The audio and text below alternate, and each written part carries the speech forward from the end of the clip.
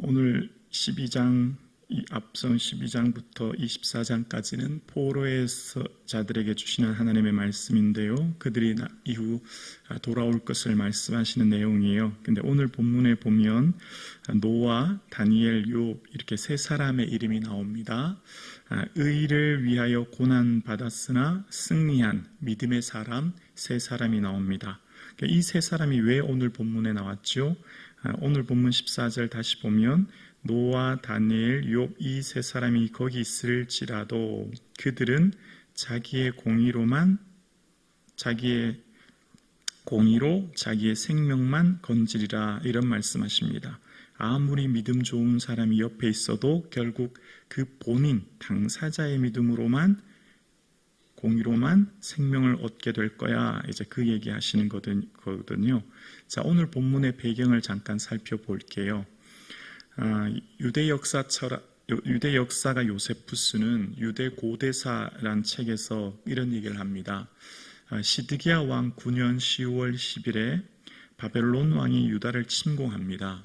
그런데 그 침공 과정 가운데 예루살렘은 18개월 동안 포위가 됩니다. 그러니까 1년 6개월 정도 되는 시간 동안 성을 공격하고 그 공격하는 기간 동안 성이 포위되어서 예루살렘에는 두 가지의 문제가 생기는데요. 첫 번째는 기근이라는 겁니다. 기근으로 인해서 많은 사람들이 굶어 죽기 시작했고요. 더욱이 두 번째 문제는 전염병이라는 겁니다. 전염병이 돌기 시작해서 많은 사람이 죽어갑니다. 그래서 시드기야 왕 11년 4월 9일 한밤중에 예루살렘 성이 함락되었다라고 하는 역사를 기록합니다.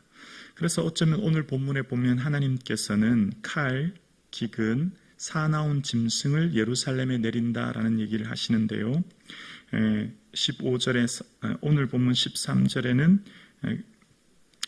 기근을 내려라는 표현이 그 후반절에 등장하지 않습니까? 그리고 15절에 보면 내가 사나운 짐승을 그 땅에 다니게 한다. 그리고 17절에는 가령 내가 칼이 그 땅에 임하게 한다라고 하셨고 19절에 보면 가령 내가 그 땅에 전염병을 내려 죽임으로 라고 얘기하십니다. 네 가지의 재앙으로 인해서 예루살렘에 내리게 될 때에 그런 표현이 등장하지 않습니까? 그래서 오늘 본문을 보면 유대 역사가 요세푸스의 말처럼 이후에 아직 그러니까 시드기야 왕이 통치하고 있는 시기니까 아직 그 시기 전이었고 그런 재앙이 내릴 때 그 재앙으로 인해서 본인 당사자의 믿음으로만 구원을 얻게 될 거야 라고 얘기하시는 겁니다.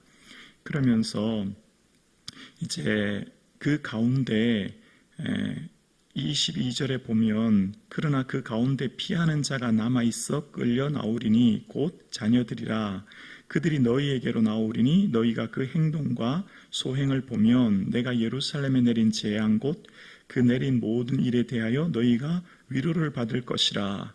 이 본문이 참 난해하죠. 끌려 나오는데 그 자녀들이 위로가 된다. 이게 본문이 좀 쉽게 이해가 되지 않잖아요. 이 본문을 이해하려면 우리가 지난 시간 11장 내용을 기반으로 해야 되는데요. 여러분 지난 시간 11장 15절과 16절에 보면 이런 내용이 나와요. 예루살렘에 남아있는 사람들이 포로로 잡혀간 사람들을 막 멸시하는 겁니다. 너희는 여호와께 멀리 떠나라. 이 땅은 우리에게 기업이 되게 하셨다. 우리 예루살렘은 하나님께서 우리에게 기업이 되게 해주셨고 우리에게도 정통성이 있어 라고 하면서 포로로 잡혀간 사람들을 멸시하는 거죠. 그런데 하나님께서는 오히려 이전 11장 16절에 보면 포로로 잡혀간 사람들, 그 흩은 사람들에게 내가 잠깐 성소가 되게 할 거야 라는 말씀을 하십니다. 오히려 포로로 끌려간 사람들이 하나님의 성소가 되게 하시고 오히려 그들을 남은 자, 그 포로가 된 자를 통해서 하나님께서는 다시금 돌아오게 하시는 그 정통성이 그들에게 있다라고 하시는 말씀을 하시는 겁니다. 그들이 바로 남은 자 사상이라고 하는데요. 그들을 통해서 하나님께서 일하고 역사하신다라는 겁니다. 그러니까 예루살렘에 남아있는 자가 아니라 포로로 끌려가 바벨론에 간 자들, 그 사람들이 하나님의 성소가 되게 하시고 그들을 통해 남은 자를 통해서 다시금 하나님의 역사를 주관을 하시사 돌아오게 하신다라는 거죠. 예루살렘에 남아있으면 아까 어떻게 되지요? 역사가 요세푸스의 말처럼 예루살렘은 기근과 전염병으로 죽게 되지 않습니까? 그 예루살렘에서 끌려 나온 것이 남은 자이고 그 끌려 나와 예루살렘에서 바벨론 포로로 오른 것이 오히려 하나님께서 주시는 성소가 된 자들인 거죠. 그래서 오늘 그 본문 22절에 읽었던 내용을 보면 그 피하는 자, 그곳에서 끌려 나온 우리의 자녀들이 오히려 위로가 되는 이유가 여기 있는 것입니다. 이해가 되십니까? 제가 이 설교를 하고 제 아내랑 이 얘기를 하는데 이제 좀 더 자세하게 쉽게 설명을 해달라고 하더라고요. 잘 모르겠대요, 뭔 말인지.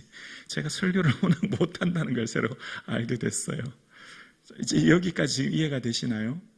예루살렘에 남아있으면 기근과 전염병으로 죽게 돼요. 근데 오히려 포로로 끌려가면 어떻게 되죠? 살게 되는 겁니다. 그리고 그들을 통해서 성소가 되게 하시고 그들이 다시금 돌아오게 하셔서 다시금 새 예루살렘, 다시금 하나님의 예루살렘을 성전을 세우신다는 내용이에요. 자, 그래서 오늘 본문에 내가 왜 이렇게 했는지 아니? 그 이유가 이거야 라고 하면서 23절에 보면 너희가 그 행동과 소행을 볼 때에 그들에 의해 위로를 받고 내가 예루살렘에서 행한 모든 일이 이유 없이 한 것이 아닌 줄 알리라.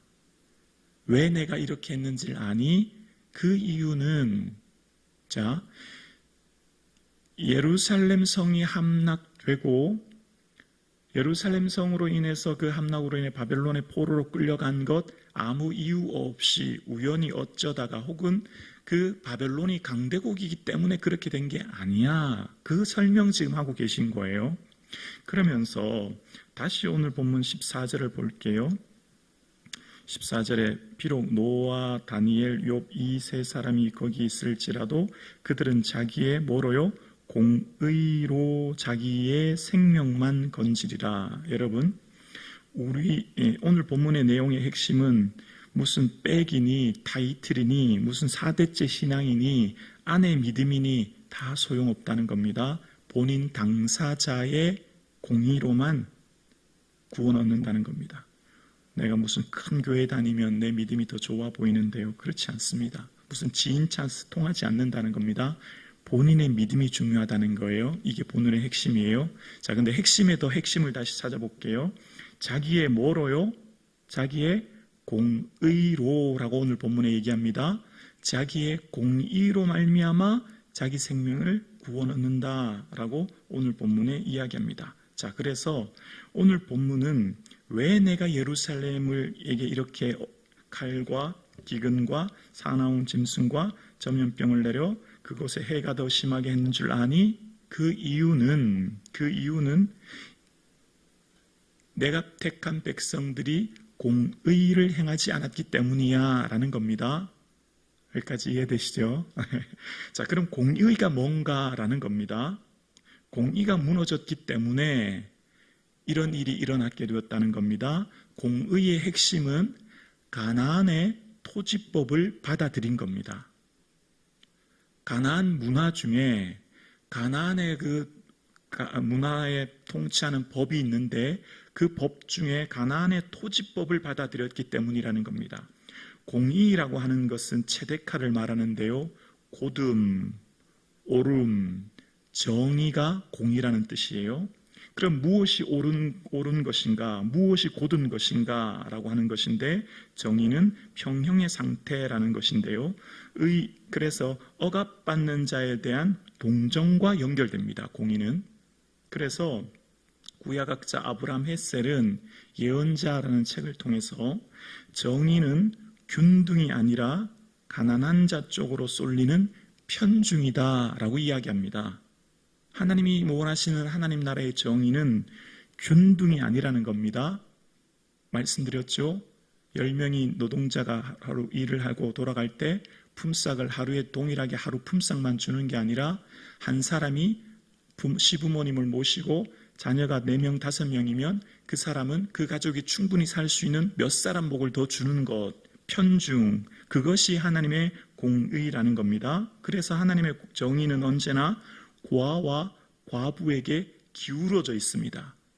이 편중이 하나님의 정의라는 겁니다. 북이스라엘은 기원전 721년에 아수르 왕 티글랏빌레셀에게 의해서 멸망합니다. 성경에는 아수르 왕 불이라고 하죠. 왜 그렇게 됐는가라고 하는 그 이유를 미가 선지자는 미가 6장 16절에 오므리의 율례를 쫓았기 때문이야 라고 이야기하는데요. 그 오므리의 율례는 오므리가 행한 그 법이라고 말한 것인데, 그것은 바로 가나안의 토지법을 받아들였다는 겁니다. 자, 왜 이것이 위험한 것이냐면, 하나님의 토지법은 유대 백성들에게 토지는 다 하나님의 것입니다. 토지는 개인이 소유할 수 있는 게 아니라 하나님께 소유하게 되었고, 지파별로 나누어진 토지는 그들이 토지에서 잠시 하나님께서 맡겨주신 것을 경영하며 경작하게 되었는데, 오므리의 율례는 가나안의 토지법을 받아들여서 토지를 개인이 매매할 수 있게 허락한 겁니다. 그래서 뭐가 생기죠? 지주가 생기는 겁니다. 힘있고 권력 있고 돈 많은 사람은 더 많은 땅을 차지하고 지주가 생기고, 그래서 이스라엘 땅에 기근으로 인해서, 전염병으로 인해서, 재해로 인해서 어려움이 생기면 가난한 사람들은 땅을 저당 잡히고 곡식을 사 먹을 수밖에 없게 되고, 그럼 결국 땅마저 잃어버리고 가난한 사람으로 전락해 버리게 됩니다. 이것이 가장 위험한 상태가 되는 겁니다. 그래서 신명기 15장에 땅에는 언제든지 가난한 자가 그치지 아니하겠으며 라고 하는데요. 이것은 조금 오역이라고 생각합니다. 조금 더 원어에 가깝게 해석하면 가난한 사람은 땅으로부터 끊쳐지지 말아야 한다라는 의미가 되어 있습니다. 무슨 의미냐면, 가난한 사람은 땅의 소출로부터 소외되지 말아야 된다.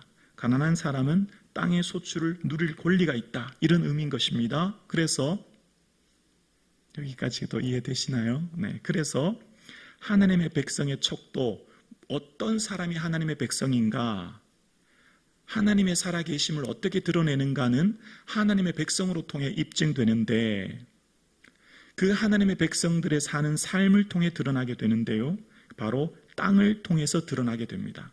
땅은 하나님의 백성의 표지입니다. 땅은 하나님의 백성 된 사람들의 척도가 땅이에요. 이방 나라들은 가난한 사람은 땅을 가지지 못합니다.